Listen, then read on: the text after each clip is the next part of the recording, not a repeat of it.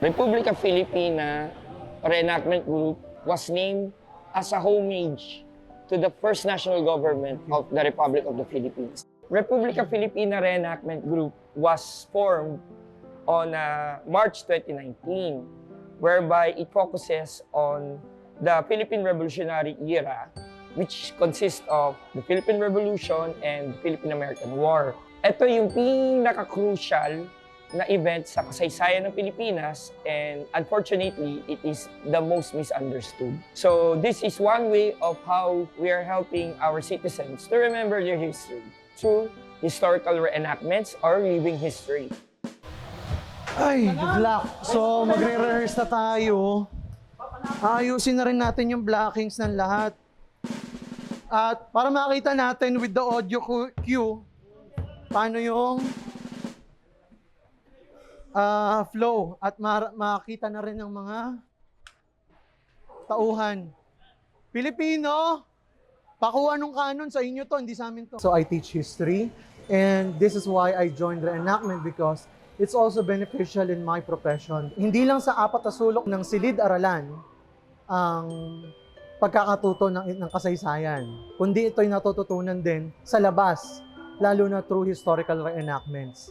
Lalo na sa panahon ngayon na meron ngang internet, you have other means to know information, but as we all know, information can be distorted and give misinformation to our citizens. Si, Teniente!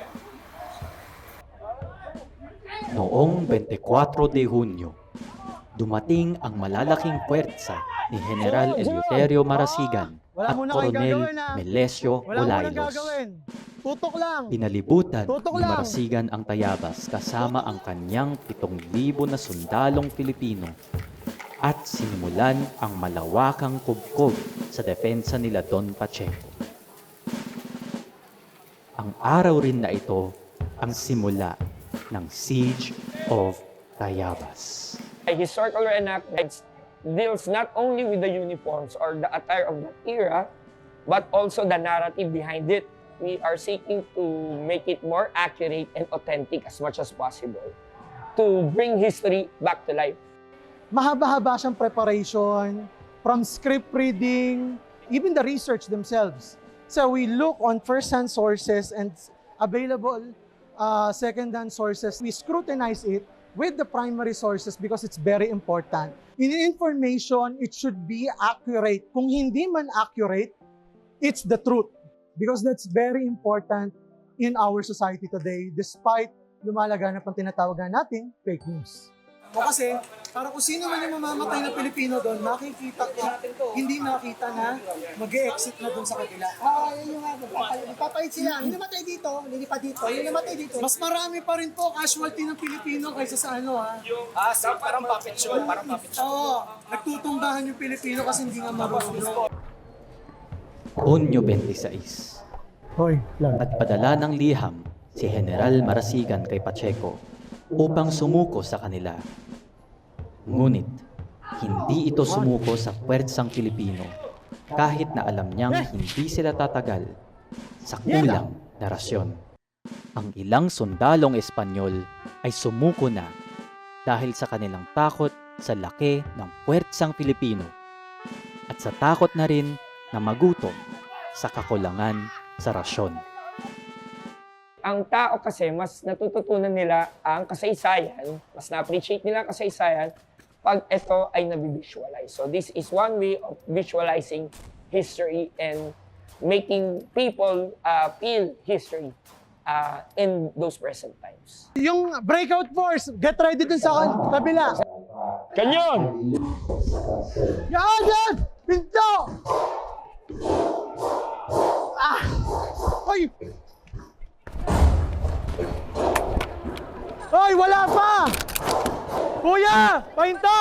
Kakasabi lang yung cue na dumaan sa gilid. Ikalawang araw ng Hulyo, dumating ang puwersa ni General Miguel Malvar, ang lider ng Ehersito Revolusyonaryo ng Timog Luzon. bitbit din ng hukbo ay karagdagang kanyon para sa pagkugkog sa tayamas. Mabuhay si Miguel Malvar! 17 araw ng Hulyo, inutos ni General Malvar ang paglilingkod sa karsel.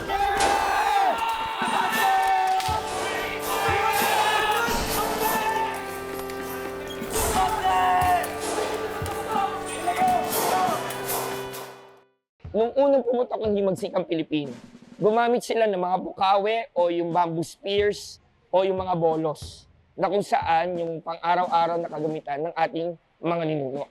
Pumutok ang himagsikan, nauso po yung agaw armas na tinatawag, na kung saan nilulusob ng mga revolusyonaryo o ng mga katipunero ang mga kwartel, mga pulburin at mga imbakan ng armas ng mga Espanyol. Habang patuloy ang pagpukok ng mga kanyon, sa utos ni Pacheco, inatasan niya sina Teniente Perez at Lozoya upang pamunuan ang pagsalakay sa trinsera ng mga Pilipino sa kalihim.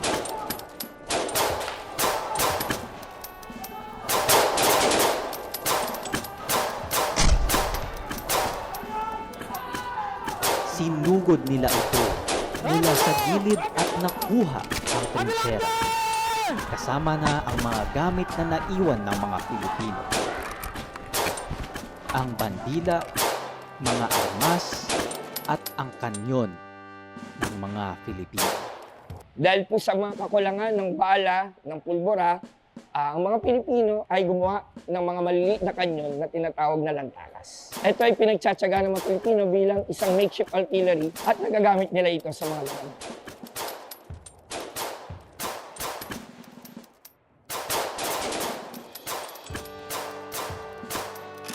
Ngunit di kalaunan ay nabawi rin ito ng mga Pilipino.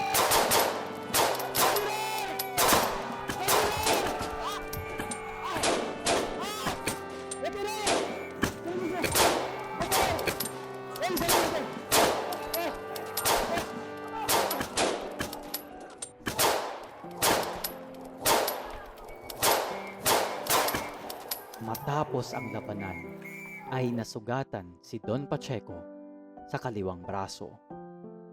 Ito ang aking first starring role. Dati puro lang ako mga beat roles. Ito naman ay si Don Joaquin Pacheco, ang gobernador ng Tayabas. Gobernador at defender ng Tayabas. Ako daw yung medyo hawig eh. Sabi ng aking mga kasama, base doon sa archival photo ni Pacheco. Tinignan ko, medyo lang. So, ito na nga. Ano naman kanyon? Ganito kahirap ang reenactment. Takbo dito, takbo doon. Kami, pagod.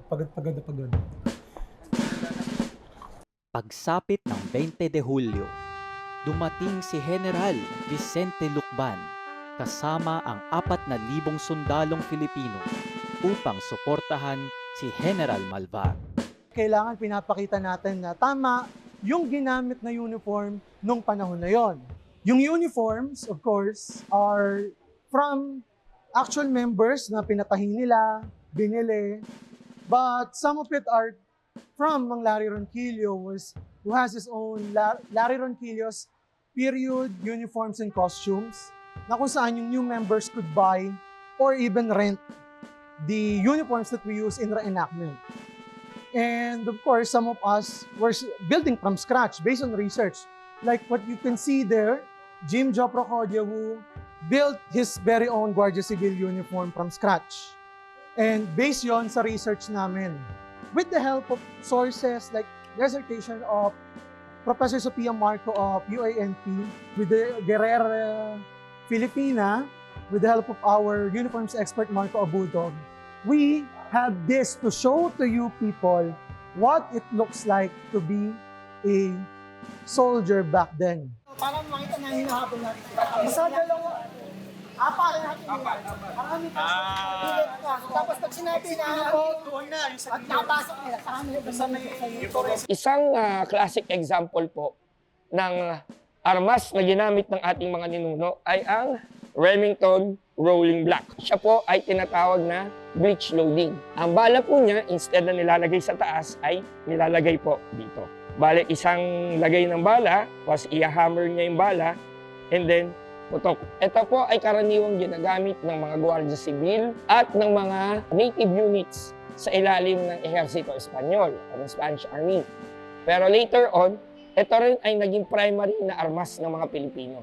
Ang isa pa pong armas na ginagamit po natin ay yung tinatawag nating M93 Mauser Rifle. Instead po na ang kanyang armas po ay isang lagay ng bala, isang putok, siya po ay kinakasa. Isa-isang magazine, 5 bala, ipapasok mo siya, isang kasa, isang putok. Sa ika-10 araw ng Agosto, muling nilusob ng mga Filipino ang karsel.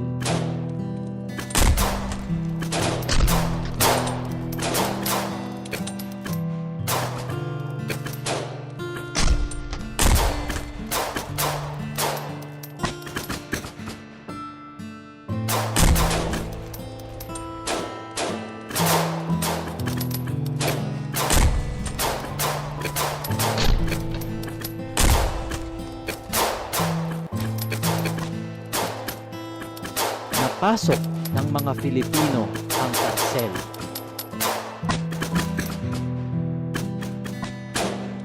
Nagpatuloy ang labanan sa loob ng gusali.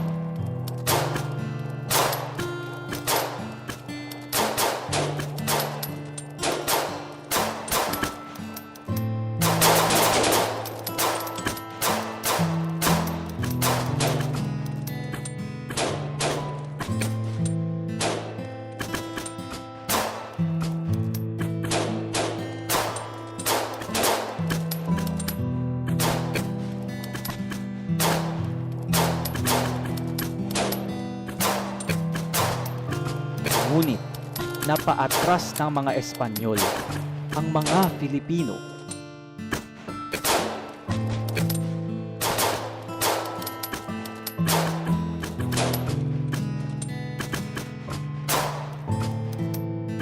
Ang pag-atake ay lalong nagpababa ng moral ng puwersang Espanyol. Sa tingin ko po yung performance namin ay naging very important para maalala po lang lahat ng mga tayabasin ang mga pinanggalingan nila at lahat ng mga sakripisyo na ginawa ng mga ninuno nila para sa independensya na ine-enjoy natin ngayon. Hindi po kasi natin masyado as Filipinos nabibigyan ng appreciation sa mga ginawa ng mga ninuno natin para sa atin ngayon. Siyempre sa mga kabataan ngayon, it's also for them to realize yung identity, kung saan tayo nanggaling at kung ano yung mga values at mga pinaglaban po ng mga heroes natin ngayon.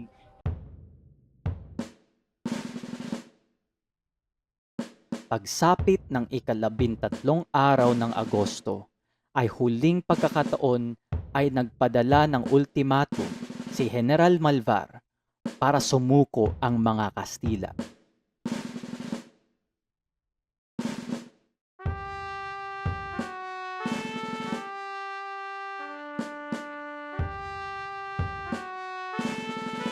Tumugon si Pacheco na hindi pa rin siya susuko.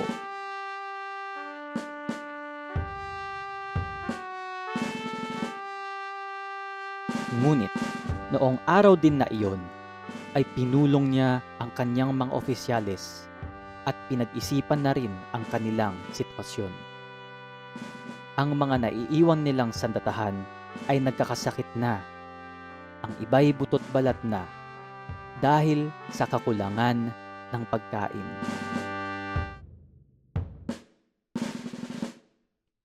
Inutusan ni Don Pacheco si Don Sainz de Robles upang ibalita ang pagsuko ng Kastila sa mga Filipino.